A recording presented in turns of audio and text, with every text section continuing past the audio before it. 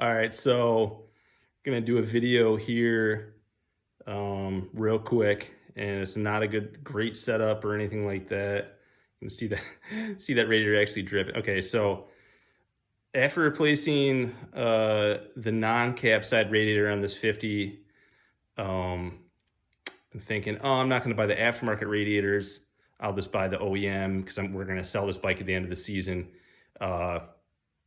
Now the cap side radiator wants to leak, and it's leaking really bad under pressure. So when it's hot, basically blowing all the coolant or all the water out like in one moto. So we got a race this weekend. There's no OEM radiator. You can't buy an OEM cap radiator. So I had to buy one off aftermarket off eBay. And I don't know if it's going to be here. So I started to dig. Usually I wouldn't even bother to look at this thing to see if I can fix it. But I don't really have a choice right now. I'm going to buy some JB Weld radiator repair. I found where it's leaking from. This video is really just to show you that you can find probably where your KTM 50 radiator is leaking, because they all leak. It's one of the worst parts about this bike. Everybody goes through these radiators. So anyways, I was gonna pressurize it. After I hooked it all up to pressurize it with just a compressor, I realized it was really unnecessary because water was already dripping out of it. But the way I was gonna pressurize it was I just looped one of the radiator hoses from that fitting to that fitting, and then I don't know, stuck an air chuck in that and put the clamp down. So when I did that, it was already leaking. It's leaking from right there. Okay, yeah, it looks all mangled. I did that. I pulled those fins out to clear. I don't know what this is called. I call it a radiator vein. I don't know. It's what the water travels through, hits those little, I don't even know, fins, louvers, and cools it down, sends it back through the motor. So, oops. See, I don't know if you'll be able to see this.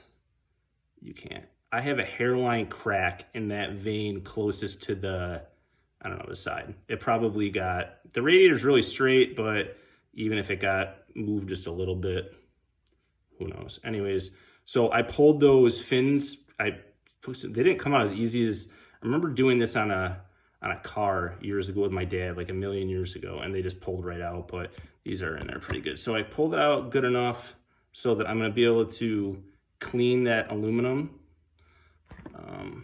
This would help if I had something to point with. I'm gonna clean that vein really good, and then use the JB Weld stuff, and hopefully it just will last for this weekend if I don't get the radiators in. But I wanted to show you how easy this is to find, just in case it's not. It took me a little while. I was just kind of looking where it was dripping from, and I realized it was from there. But if you got this whole setup hooked up, fill it with water through your cap, and then block off, put your hoses on like I did, and block the one off, however, a big bolt, whatever, stick something in there so there's air can't come out, and squeeze it. I'm gonna just squeeze on this thing, and you'll see. So imagine when the thing's pressurized. It's just, no, my poor kid was probably getting sprayed with this. So anyways, hopefully this helps somebody to be able to find where they're, all I'm doing is just squeezing it like that. You can probably do this in a whole bunch of different ways, but it's pretty basic. I see I don't know, I've seen more than one person ask, like, I don't know how to fix it, like basically the same situation I'm in. You need a radiator, they don't have any, I don't know, you're gonna go riding, or if you're racing like we do, and you can't, you got a problem. So this is at least a way to find your problem. I almost, the story I was telling about my dad a million years ago, we were doing like I think he had a demolition derby car, and we actually pulled the fins out, and then one of these was leaking really bad, and the center was all rotted or something, like a bunch of them were, I think. And we like cut them in the center and then rolled them and then crimped them, and it held pressure and didn't leak at all.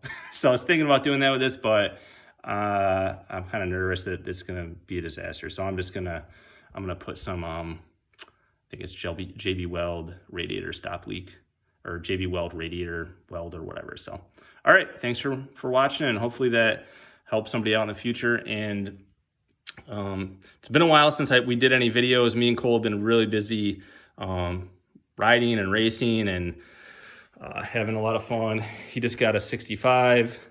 And in the future, we got that pit bike this past spring. So we're gonna, hopefully it's an X Pro. It was off Power Sport Direct, I think. It was kind of like sketchy when I bought it. It turned out to be an awesome experience. I'm actually tonight, or maybe tomorrow now, we're gonna order a bigger one, so that he can kind of use it to transition to that 65, because that 60, he rode the 65 a little bit, and the clutch and the shiftings, I don't know, it's tricky coming off of 50. So, all right, we'll see you soon. Bye.